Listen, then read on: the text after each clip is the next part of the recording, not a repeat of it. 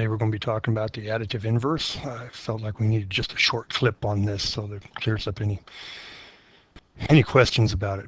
The additive inverse, in my opinion, we've added a plethora of new terminology to things in the old days that we really don't need.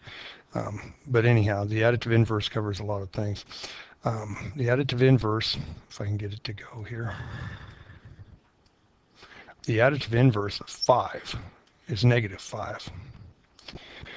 The additive inverse of a -1/2 is 1/2. So as you can see, the additive inverse basically is just the opposite. And that's what we used to call it. You know, I'm old. Back in the old days, we called it the opposite. Now, the additive inverse, when we use the additive inverse, you kind of have to think about it a little bit. We may have a x plus 5 equals 10, so we might use the additive inverse here to where the opposite of 5 is -5, and that gets our left side simplified to just x. What we do to one side, we do to the other to maintain equality, and you get 5. So we use it in examples like that. So we use the additive inverse. We will also use it when it comes to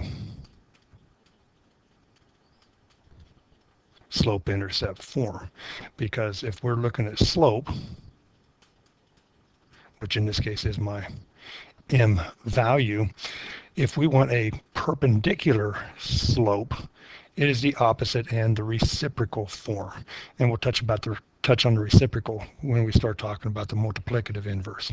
So if I have a slope, and let's call m 1/2, my perpendicular slope to this line, right, to this entire line over here, would equal a -2. So it is the opposite of a positive, which is a negative. And then we also have that multiplicative inverse, which is really the inverse, or what we kind of call the reciprocal. So the reciprocal of 1/2 is 2.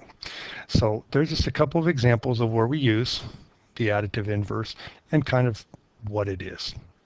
Hope this helps.